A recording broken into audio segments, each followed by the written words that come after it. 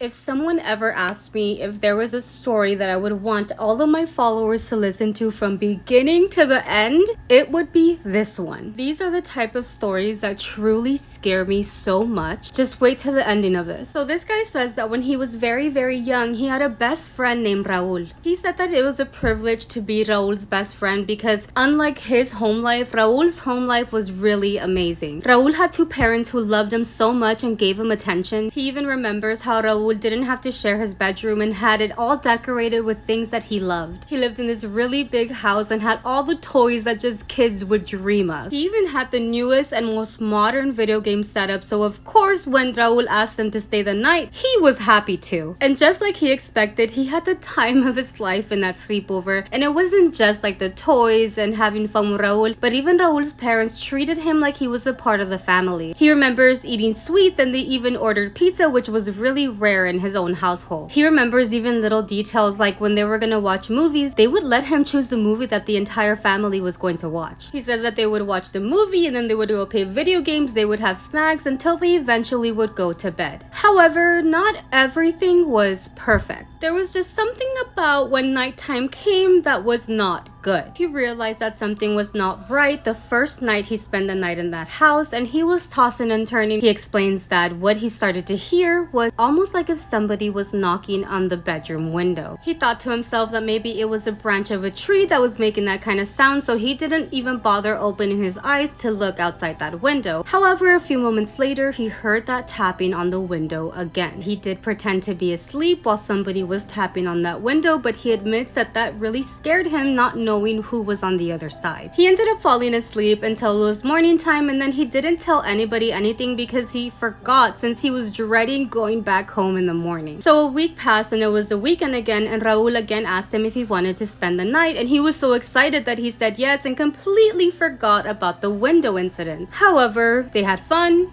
They went to bed, he couldn't fall asleep, and somebody was tapping on that window again. However, this time, after knocking or tapping on that window and him pretending to be asleep, he heard something different after. What he heard was somebody attempting to open that window. And he says that they were being successful because he could hear that window opening. He literally stood up, looked at the window, and he saw when a hand pulled back and hit. He said that the hand was long with his fingers all weird, and that to him, it was like a demon hand or something. He woke up Raul, who also looked and saw that the window was open, and they ran to the parents' bedroom and woke them up. The parents were obviously very alarmed, went, and they didn't see anything. The window wasn't even open. The parents also explained to him that they had an alarm system. They walked him to the alarm system and even went as far as giving him the code because they wanted him to feel comfortable, and if anything was wrong or if he ever needed to come over and they weren't home, he could put in that alarm code and come inside. And of course, that did calm him down, and him and Raul went back to the bedroom and they went to bed. And of course, with time, he completely forgot about that incident and he continued to go over to Raul's house. However, he does admit that every time in the night he would hear something. If it wasn't a tap on the window, it was something completely different. Unfortunately, he says that the sounds coming from the yard or from the window weren't even the worst of it. There was one night he really needed to go to the restroom. As he's going to the restroom, he could see the front yard of the house through this big window,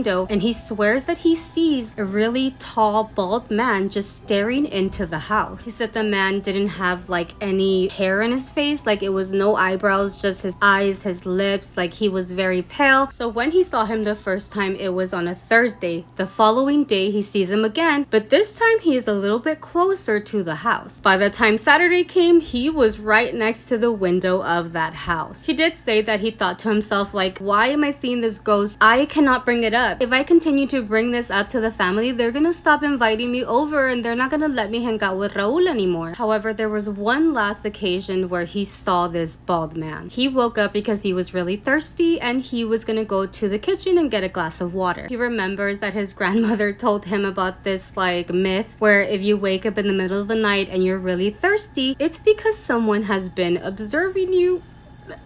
Okay, didn't need to hear that within this story. I'm a thirsty ass bitch at 3 in the morning. Anywho, he gets up, he starts walking towards the kitchen, and at this point he knew this house almost like if it was his own. So he was just gonna go and get a glass of water and go back to bed. However, when he walked out of Raul's room and about to head towards the kitchen, something that was in the living room walking into the kitchen was surprised to see him. And unfortunately, he recognized what that was. The figure that he had been seeing outside was now inside of the house. The bald man just stayed very still, and he said that he just walked backwards, went into Raul's room, and closed that door. And obviously he didn't tell the family anything, but he knew that this was out of control and very much out of his hands. The things that he was seeing were just getting worse and worse. And unfortunately, he would refuse to spend the night at Raul's house after that. He said that in the beginning when Raul would invite him over and he would say no, that maybe he didn't give it that much importance, but eventually Raul would invite somebody else and he started having new friends, and him and Raul just weren't friends anymore. Time passes, and he says that when they were 25 years old, he ended up bumping into Raul again. They were so happy to see each other that they ended up grabbing a coffee and just sat down and started talking. He tells Raul that all of his fond memories were at his house and that he was so grateful that they were friends even if it was for a short amount of time. And he also explained to Raul why he stopped coming over, because of that ghost that only he would see every night. That is when Raul told him something to calm him down, but it was the complete opposite. That definitely did not calm him down. Raul told him the following. Yeah, there was something there at that house. That they discovered it a year after he stopped coming over to Raul's house. It was definitely not a ghost, but it was terrifying. Raul said that even his parents were like, oh my gosh, the kid was right this entire time and we had no idea. A family member of Raul's father knew that house very well. This family member only lived several streets away from them. This family member had severe mental issues and was supposed to be watched and in his own house at all times because he was dangerous. However, he had found a way to escape that house every night without being caught. And every night that he would escape, he would head over to Raul's house. At first only standing outside the house, and then eventually figuring out the alarm system's code and getting inside of that house. They even figured out that the way he got that code was when they had given it to him that one night that he was scared. They actually found him one night because the family was gonna go on vacation, but the dad forgot something at home. When the dad walked into the house, he found him inside, and this family member attacked the dad. The family member ended up running out of that house, but eventually was caught by the police. He was taken, but not to jail because again, he had very severe mental health issues. And after all this, they found out that every night that he would escape his house, he had attacked a lot of people, ending their lives. Raul also told him that after that, he was never able to sleep comfortably in his room, knowing that the guy was so close. He had opened his window, he had done all of these things until this family member did end up passing away 4 years after that incident. Even after his passing, they were to find people that he had ended and they never knew. So yeah, this is how he found out that he was never seeing a ghost. He was seeing that family member with severe mental issues and he survived. This is why this scares me so much, because I feel like you should be more scared of the living than the dead. The way that this could happen to anyone is what scares me so much. But anyway, what do you guys think?